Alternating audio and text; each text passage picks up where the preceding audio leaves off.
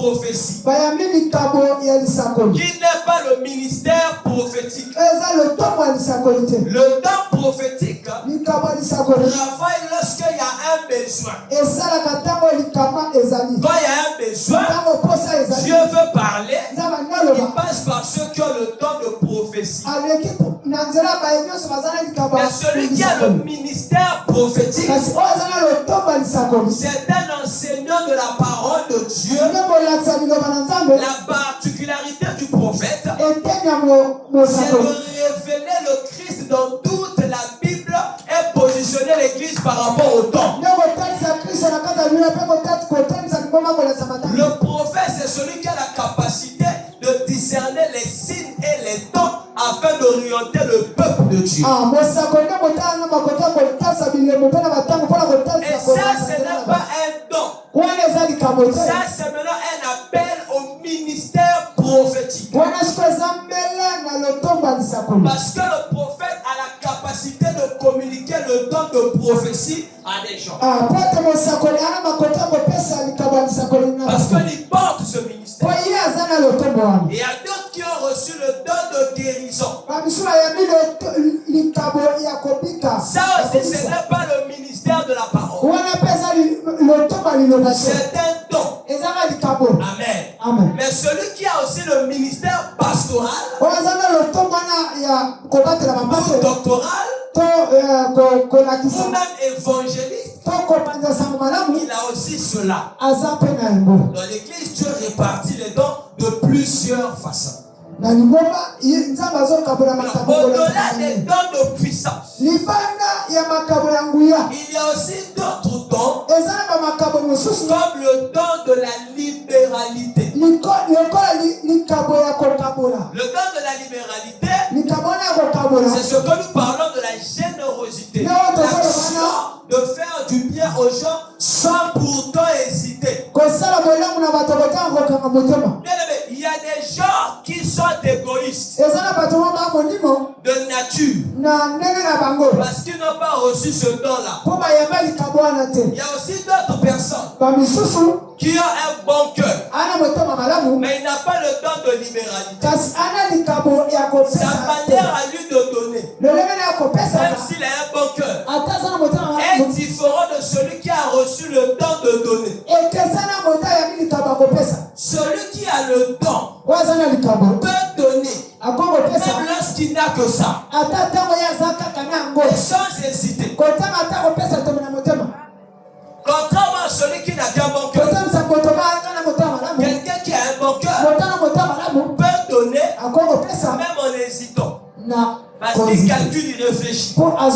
Mais celui qui a le don agit par le Saint-Esprit qui est dans une personne. Amen. Et la sœur Tabitha, elle avait ce don-là en elle. Et la Bible déclare, elle a passé toute sa vie à faire du bien aux autres, à prendre soin des pauvres, des veuves et les autres. Elle, son ministère, ce n'était pas prêcher les gens avec le micro. Son ministère, c'était le ministère des bonnes œuvres. C'est-à-dire, elle gagnait le cœur des gens en leur présentant Jésus, mais avec les actions qu'elle faisait. Est-ce que je parle à quelqu'un? Alors, j'ai dit que nous parlons sur l'impact, donc les conséquences, ce que les bonnes actions peuvent produire dans la destinée de quelqu'un. Et quand on parle de la destinée, nous parlons de la raison d'être de l'homme sur la terre. C'est pourquoi tu es sur terre. Et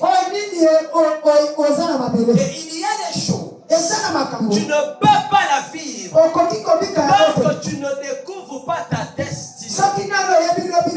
Pour comprendre et découvrir sa destinée, il faut commencer d'abord par naître de nouveau en Christ.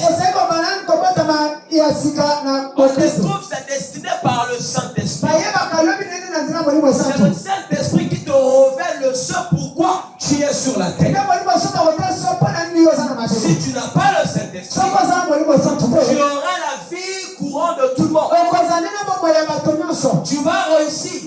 mais selon le monde. Pas selon le plan de Dieu. Parce que le plan de Dieu n'est caché que dans le Saint-Esprit. Et pour la découvrir, il faut naître de nouveau. Il y a même des dons qu'on peut que découvrir quand on est de nouveau. Alléluia. Quand quelqu'un n'a pas le Saint-Esprit, il n'a pas de dons. Il a des talents. Les talents sont innés. Mais les dons proviennent du Saint-Esprit. Est-ce que je parle à quelqu'un? Alléluia. Quelqu'un peut avoir un talent. Mais tant qu'il n'a pas le Saint-Esprit, son talent reste naturel. C'est le Saint-Esprit qui prend ton talent et il en fait un don.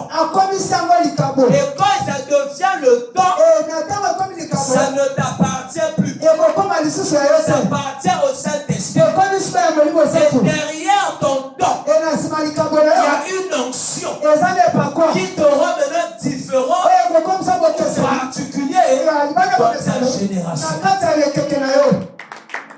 Yes. Il y a des gens qui peuvent réussir avec un talent naturel. Alléluia. Amen. Mais le don, c'est ce qui vient du Saint-Esprit. Et le don de Tabitha, c'était le don de la libéralité. Elle était généreuse. C'était une femme qui faisait du bien aux gens. Elle ne pouvait pas garder son cœur lorsqu'elle a la possibilité d'aider. Oh, Tabitha ici est l'image prophétique de la véritable église de Christ. Alléluia. Amen. L'église de Jésus sur la terre a la mission de révéler le royaume de Dieu sur la terre. Et le royaume de Dieu ne consiste pas comme parole, mais par la démonstration de la puissance. Quand on parle de la démonstration de la puissance, il ne s'agit pas seulement de chasser les démons, mais la démonstration de la puissance de Dieu, c'est de révéler au monde un style de vie qu'ils n'ont jamais vu. D'abord Jésus. La démonstration de la puissance de Dieu se manifeste au travers des bonnes œuvres que nous présentons au monde. Et si par rapport à ton don, si toi tu as la capacité de prier pour les malades, et si tu démontres la puissance de Dieu par la guérison des malades,